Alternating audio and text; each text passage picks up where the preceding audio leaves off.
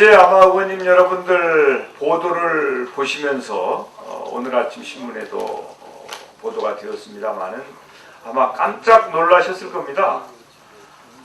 유명한 외교부 장관이 그런 막말을 어떻게 할 수 있을까 하고 그야말로 속된 말로 기절초풍할 상황이 대한민국 국회에서 벌어졌습니다. 이렇게 국회를 경시하는 풍조가 처음 있는 일이 아니죠. 벌써 몇 번째입니까? 총리부터 시작해가지고 문화부 장관, 또 기획재정부 장관, 거기에 이제 외교부 장관까지 가세를 하는 형국이 되었습니다. 대통령이 국회를 경시해도 안 될 일인데 어떻게 이렇게 장관들이 입법부를 경시를 하는 상황이 벌어졌습니까?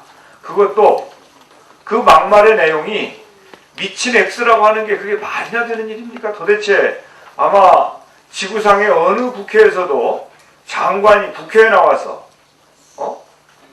이런 얘기를 하는 국회가 지구상에 어디 있겠습니까? 사적으로 술자리에서 그런 얘기를 해도 용납될 수 없는 일인데 이 국회에 장관이 나와서 장관 국무위원석에 앉아서 그런 얘기를 했다고 하는 것이 이게 믿을 수 있는 얘기입니까? 그것도 야당의 중진 의원에게 참으로 기가 막힐 노릇입니다. 이거 절대 이대로 용납해서는 안 된다고 생각합니다. 아마 민주당의 의석수가 작기 때문에 해임 건의안을 제출할 능력이 없다.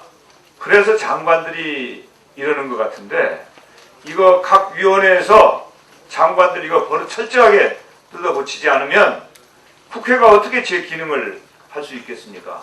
이 문제는 정말 심각한 문제로 받아들이고 우리 원내에서도 그냥 대충 넘어갈 일이 절대 아니다. 여기에 대한 철저한 대책을 세워야 될 것입니다.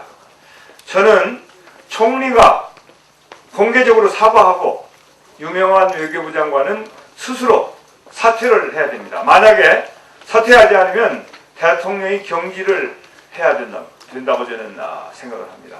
그래서 한승수 총리는 유명한 외교부 장관의 막말 사태에 대해서 공개적으로 사과하고 본인은 즉각 사퇴할 것을 요구합니다. 만약에 즉각 사퇴가 이루어지지 않으면 대통령이 장관을 경질할 것을 정식으로 저는 요구를 합니다. 이거 이렇게 우리가 꼭 실천하고 우리들의 주장이 관철되지 않으면 그러면 대한민국의 삼권 분립은 없는 것입니다. 한두 번도 아니고 이렇게 계속 장관들이 국회에 와서 막말을 하고 입법부를 경시하는 태도를 보이는 것은 있을 수 없는 일입니다. 입법부라고 하는 것이 우리가 개개인이 아니고 국민의 대표가 나와서 국민을 대신해서 일을 하고 있는 것인데 장관들이 어떻게 이런 짓을 할 수 있단 말입니까? 이 부분에 대해서 확실하게 노력을 해주시기 바랍니다. 이제 검찰이 수사를 하는데 야권에 대해서는 온갖 수사를 먼지털이식 이잡듯 이렇게 하면서 여권의 문제, 권력 실세들과 관련된 문제에 대해서는 선별적으로 수사를 하겠다고 아예 공개적으로 얘기를 하는 그런 상황에 이르렀습니다. 여러분들 보도를 보시고 깜짝 놀라셨죠. 또다시 사과 박스가 등장했습니다. 아마 이것은 이제 차떼기를 연상하게 하는 그런 상황이죠.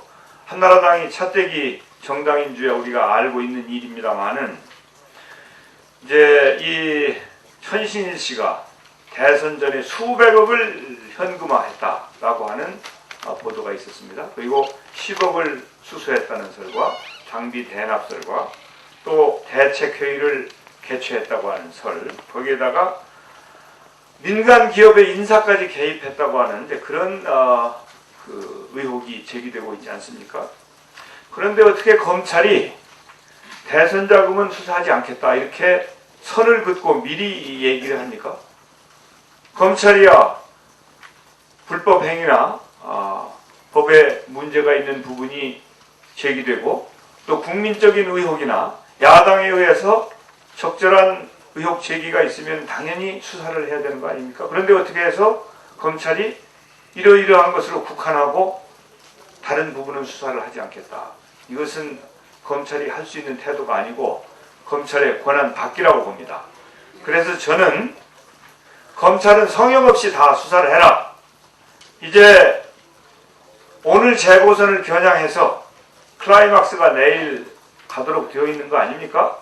재보선에 그만큼 이용해 먹었으면 됐고 이제는 핵심 권력에 대해서도 철저하게 수사를 해라. 그래서 이명박 정권의 대선 자금 문제에 대해서도 절대 예외가 될 수 없다. 검찰은 MB의 대선 자금에 대해서 수사에 착수하는 것이 옳다라고 하는 점을 분명하게 요구를